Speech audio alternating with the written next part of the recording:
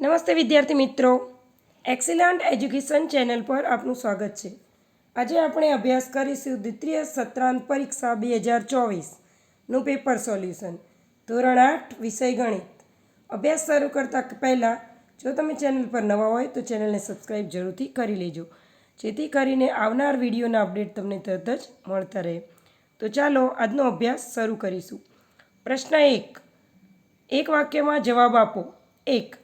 છાપેલી વસ્તુની છાપેલી કિંમત પર આપવામાં આવતી છૂટને શું કહે છે? તો જવાબ આવે વળતર. 2. જીએસટી કોને કહેવાય? તો જીએસટી એટલે ગુડ્સ એન્ડ સર્વિસ ટેક્સ, એટલે કે વસ્તુ અને તેની સેવા પર લાગેલ કર. 3. ચક્રવૃદ્ધિ વ્યાજનું આ સૂત્ર છે, તેમાં પી શું છે?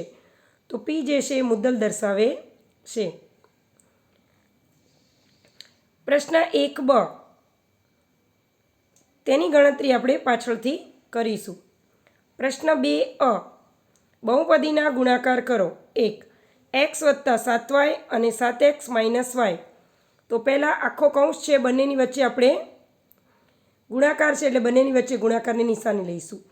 પછી કૌંસ છોડીશું. 7 ગુણ્યા 7x તો આવશે 7x વર્ગ. 7 ગુણ્યા વાય તો માઇનસ પ્લસ તો માઇનસ એક્સ વાય. પછી 7y ગુણ્યા 7x તો 7 49 એક્સ વાય. અને 7 ગુણ્યા વાય 7y ગુણ્યા વાય તો માઇનસ 7yનો વર્ગ. અહીંયા જે છે 7x વર્ગ એમણામ માઇનસ 7y વર્ગ એમણામ.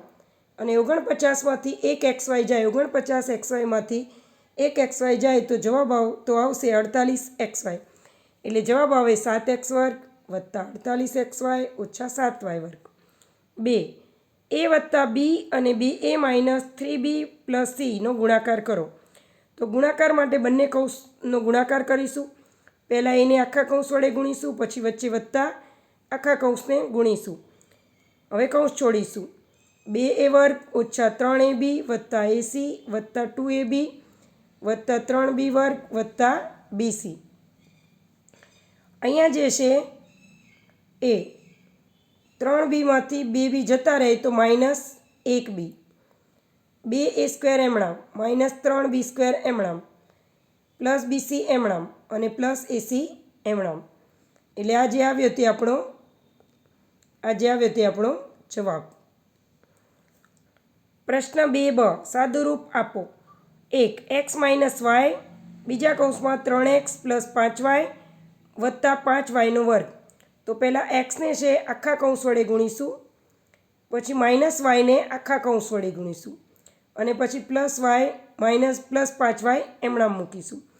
કૌંસ છોડીશું તો 3xનો વર્ગ 5 એકા 5xy માઇનસ 3xy માઇનસ 5yનો વર્ગ અને પ્લસ 5y વર્ગ એમણામ. હવે પ્લસ માઇનસ 5y વર્ગ ઉડી ગયા એટલે બાકી વધશે 3xનો વર્ગ અને 5xyમાંથી 2x બાદ ગયા. 3x માઇનસ 3xy બાદ કર્યા તો 2xy. એટલે જવાબ આવશે 3xનો વર્ગ વત્તા 2xy. 2 નંબર. એક્સ વત્તા વાય બીજા કૌંસમાં 2x વત્તા વાય પ્લસ એક્સ વત્તા 2y બીજા કૌંસમાં એક્સ માઇનસ વાય. તો અહીંયા પણ પહેલાં એક્સને આખા પદ વડે ગુણીશું, વાયને આખા પદ વડે ગુણીશું, આ એક્સને આખા પદ વડે ગુણીશું, વાયને આખા પદ વડે ગુણીશું. એ જ રીતે એક્સ ગુણ્યા x minus Y plus 2y કૌંસમાં એક્સ માઇનસ વાય. સાદુરૂપ આપશું તો જવાબ આવશે 3x વર્ગ વત્તા 4y ઓછા વાય વર્ગ. 3. a plus B plus C બીજા કૌંસમાં a plus B minus C. તો a કૌંસમાં a plus B minus C plus B કૌંસમાં a plus B minus C plus C કૌંસમાં a plus B minus C. કૌંસ છોડીશું. a square plus A B plus minus A C plus minus minus A C plus A B plus B square plus BC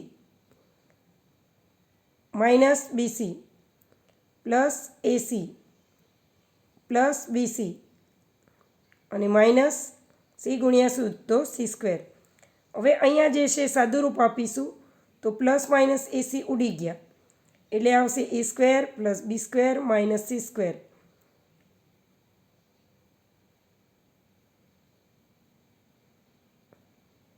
AB અને AB તો 2AB અને BC ઉડી ગયા. તેથી જવાબ આવશે a² + b² - c² + 2ab. પ્રશ્ન 3 દાખલા ગણો. 1. સમબાજુ ચતુષ્કોણના વિકર્ણોની લંબાઈ 7.5 સેમી અને 12 સેમી છે, તો ક્ષેત્રફળ શોધો. તો સમબાજુ ચતુષ્કોણનું ક્ષેત્રફળ, તેનું સૂત્ર છે 1/2 ગુણ્યા બંને વિકર્ણોનો ગુણાકાર. એટલે 1/2 ગુણ્યા 7.5 ગુણ્યા 12 બરાબર 1/2. 7.5 છે તો 75/10 ગુણ્યા 12. અહીંયા 6 દુ 12 અને 75 ગુણ્યા 12 કરીએ તો હવે 450/10. 0 0 જતા રહ્યા એટલે વધશે 45 સેન્ટીમીટર વર્ગ. 2. એક આકૃતિ આપી છે, સમલંબ ચતુષ્કોણનું ક્ષેત્રફળ શોધો. તો સમલંબ ચતુષ્કોણના ક્ષેત્રફળનું સૂત્ર છે 1/2 ગુણ્યા ઊંચાઈ કૌંસમાં બંને સમાંતર બાજુઓનો સરવાળો. તેથી 1/2 ઊંચાઈ છે 15 અને બે બાજુઓ આપી છે એટલે કૌંસમાં 20 + 44. તો 20 + 44 થશે 32. એટલે 1/2 ગુણ્યા 15 ગુણ્યા 32. અહીંયા 16 દુ 32 એટલે 15 ગુણ્યા 16 કરીએ તો જવાબ આવે 480 સેન્ટીમીટરનો વર્ગ. પ્રશ્ન 4 જોડી બનાવો. લંબઘનનું પૃષ્ઠફળ તો આવશે C 2 LB + BH + HL. સમઘનનું પૃષ્ઠફળ તો આવશે D 6L². નળાકારનું ઘનફળ તો આવશે A πr²H અને સમઘનનું ઘનફળ તો આવશે B L3. પ્રશ્ન 4b એ પાછળથી ગણીશું.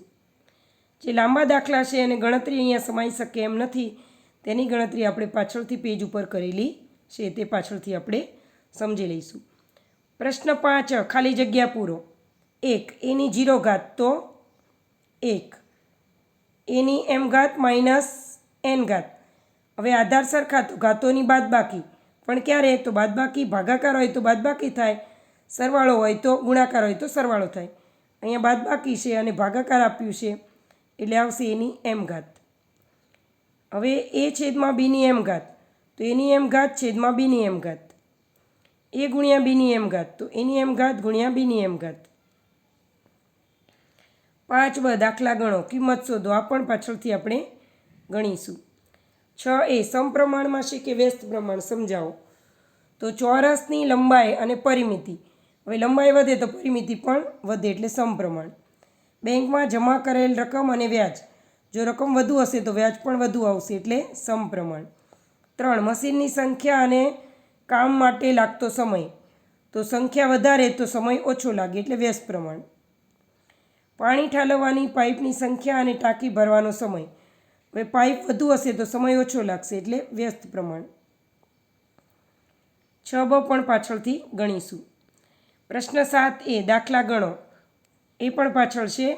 પ્રશ્ન 8 પ્રશ્નો પરથી જવાબ આપો. 1 કયા દિવસે પૂર્વ અનુમાન કરેલ તાપમાન અને વાસ્તવિક તાપમાન સમાન હતા?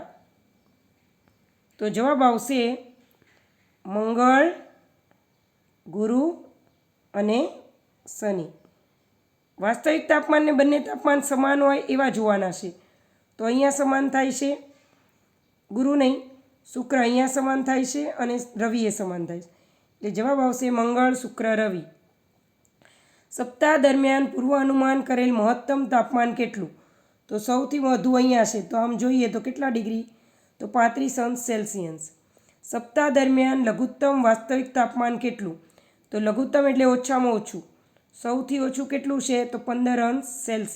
એટલે આવશે 15°C. કયા દિવસે વાસ્તવિક તાપમાન અને પૂર્વ અનુમાન કરેલ તાપમાન વચ્ચેનો તફાવત સૌથી વધુ છે? તો સૌથી વધુ જોઈ લઈએ. અહીંયા 2નો ગાળો છે, અહીંયા 2નો ગાળો છે અને અહીંયા 3 દિવસ લાગે છે. એટલે કયો વાર આવશે? તો કે ગુરુવારે તાપમાન સૌથી વધુ તફાવત વધારે છે. 4 નંબર. બુધવારે વાસ્તવિક તાપમાન અને પૂર્વ અનુમાન કરેલ તાપમાનનો તફાવત કેટલો?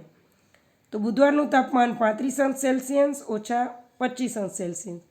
તો જવાબ આવશે 5°C.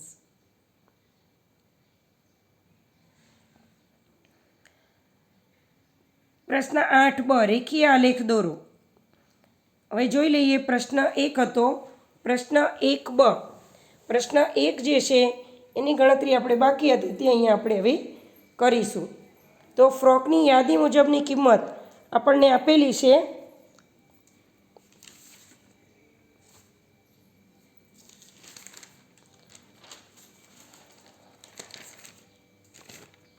એક ફ્રોકની યાદી મુજબની કિંમત 220 છે રૂપિયા. વેચાણ પર 20% વળતર નક્કી કરેલ છે. તો વેચાણ કિંમત કેટલી? તો 100 પર વળતર 20%, તો 220 કેટલી? તો જવાબ આવશે ભાગાકાર કરો, ગુણાકાર ભાગાકાર, એટલે 0 ઉડી જાય, 22 દુ 44 રૂપિયા વળતર આવ્યું. હવે વેચાણ કિંમત બરાબર મૂળ કિંમત ઓછા વળતર, એટલે 220માંથી 44 બાદ કરીએ તો આવે 176 રૂપિયા. એટલે 20% વળતર પર 176 રૂપિયા નક્કી કરેલ હશે. પ્રશ્ન 2. એક ટીવીની કિંમત 13,000 રૂપિયા છે. 12% જીએસટી લાગે તો ટીવી ખરીદવા કેટલી રકમ ચૂકવવી પડે? તો વેચાણ ટીવી પર કુલ જીએસટી તો 13,000 ગુણ્યા 12%, એટલે 12/100. 2 0 જતા રહ્યા, એટલે 130 ગુણ્યા 12, તો આવશે 1560 રૂપિયા જીએસટી લાગે. હવે 13,000નું ટીવી હતું અને 1560 રૂપિયા જીએસટી લાગ્યું, એટલે ટીવી આપણને ઘરે આવશે 14,560 રૂપિયામાં ટીવી આપણને પડે. એટલે ટીવીની કિંમત 14,560 ચૂકવવી પડે. 3 નંબર. રૂપિયા 15,000નું 5% પ્રતિવર્ષ વ્યાજ લેખે 2 વર્ષનું સાદું વ્યાજ અને વ્યાજ મુદ્દલ કેટલી થાય?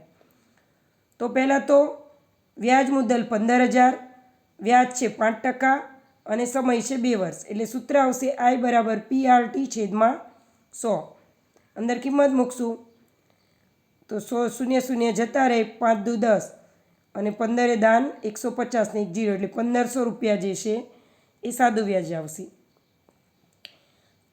તો વ્યાજ મુદ્દલ, તો વ્યાજ વત્તા મુદ્દલ, વ્યાજ હતું 1500 રૂપિયા અને મુદ્દલ છે 15,000, એટલે 15,000 વત્તા 1500 તો 16,500 વ્યાજ મુદ્દલ થશે. 4 નંબર. રૂપિયા 12,600 પર 10% પ્રતિ વર્ષના દરે 2 વર્ષ માટે ચક્રવૃદ્ધિ વ્યાજ શોધો. અહીંયા જે છે P બરાબર 12,600, R એટલે વ્યાજ 10%, N એટલે સમય 2 વર્ષ. સૂત્ર છે A બરાબર P(100R/100) અંદર રકમ મૂકશું, આ બધી કિંમત અહીંયા મૂકશું. 12,600 (1+10/100) એટલે 100 એકા 100 અને વત્તા 10, એટલે 110/100 ગુણ્યા 110/100. કેમ આવ્યા? તો ઉપર 2 ઘાત છે, ગુણ્યા 12,600 એમણામ. અહીંયા 0 0 ગયા, 0 0 ગયા, એટલે 11 ગુણ્યા 11 126. ગુણાકાર ભાગાકાર કરીએ, 126 અહીંયા લખી, 121 લખી નાખજો. અહીંયા ગુણાકાર ભાગાકાર કરશું તો જવાબ આવશે 15,246. ચક્રવૃદ્ધિ વ્યાજ બરાબર A માઇનસ P, એટલે 15,246માંથી 12,600 બાદ કરીએ તો જવાબ આવે 2,646 રૂપિયા ચક્રવૃદ્ધિ વ્યાજ તેનું લાગે. એટલે વ્યાજનું વ્યાજ 2,646 રૂપિયા વધારે ચૂકવવા પડે. તેના પછી પ્રશ્ન 4b.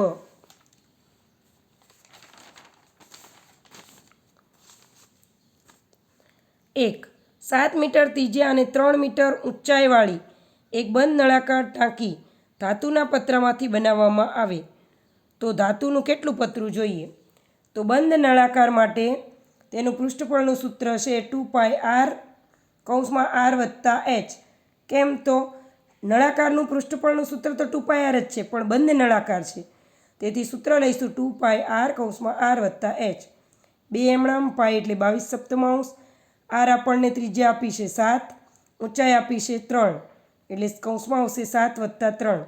7 ને 3 થઈ જાય 10, 7 7 ઉડી ગયા, 22 દુ 44, 44 ગુણ્યા 10 તો 440 મીટર વર્ગ પતરું જોઈશે. 2 નંબર. એક લંબઘનનું માપ 60 સેમી ગુણ્યા 54 સેન્ટીમીટર ગુણ્યા 30 સેન્ટીમીટર છે. આ લંબઘનની અંદર 6 સેન્ટીમીટર બાજુવાળા કેટલા નાના ઘન સમાઈ શકે? તો પહેલાં તો લંબઘનનું ઘનફળ LBH બધાનો ગુણાકાર કરશું. સમઘનનું ઘનફળ એલનો ઘન એટલે 6 ગુણ્યા 6 ગુણ્યા 6. પછી તેની સંખ્યા શોધવી છે એટલે બંનેનો ભાગાકાર કરશું.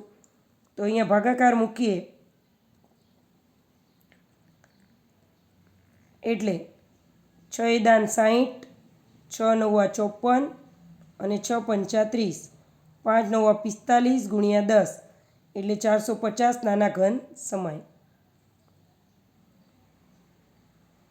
પ્રશ્ન 5. માંગ્યા મુજબ દાખલા ગણો. એનો બ આપણે બાકી રાખેલો. કિંમત શોધો. 5/8 - 7 ગુણ્યા 8/5 - 4. તો માઇનસ ઘાત એટલે આવું આપણે લખી શકીએ 1/5/8 7.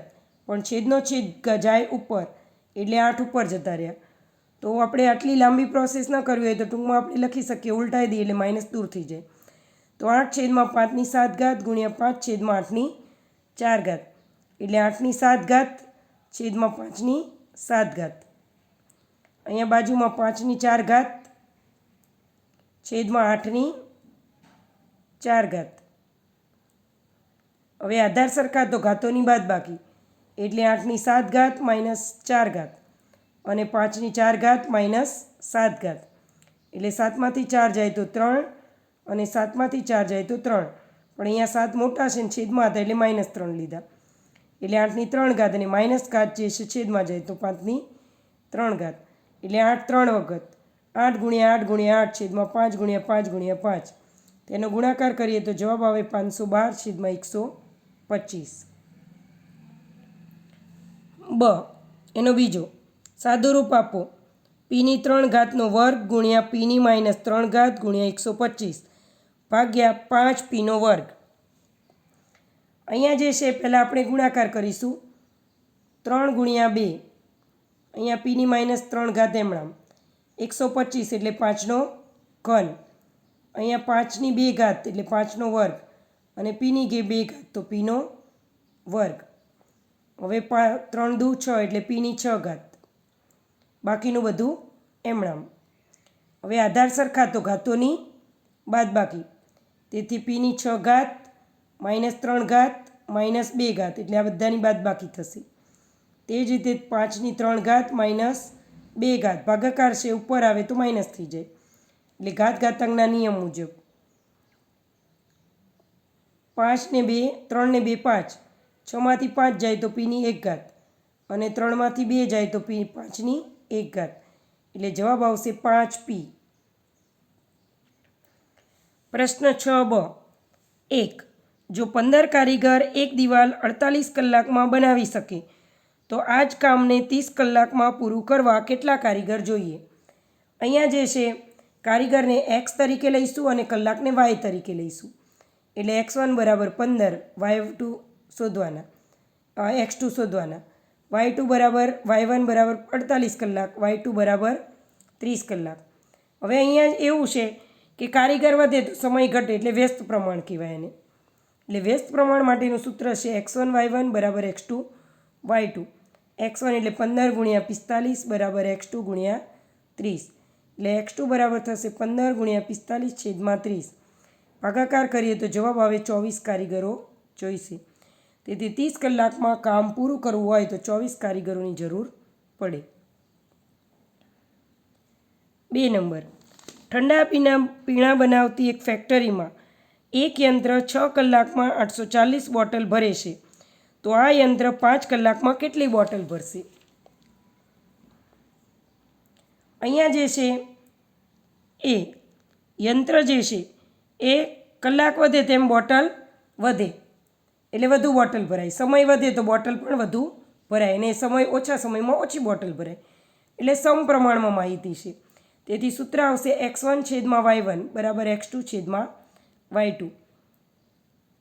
અહીંયા સમયને કલાક, x1 = 6 કલાક, y1 x2 = 5 કલાક, y1 = 840 બોટલ અને y2 શોધવાના. એટલે અહીંયા સૂત્રમાં મૂકશે 6/640 840 = 5/y2. તેથી y2 = 840 × 5/6. 840ના અવયવ પડશે 140 ગુણ્યા 6 ગુણ્યા 5 છેદમાં 6 6 6 ઉડી ગયા એટલે 140 ગુણ્યા 5 ગુણાકાર કરીએ તો 14 × 5 70 ને 1 0 એટલે 700.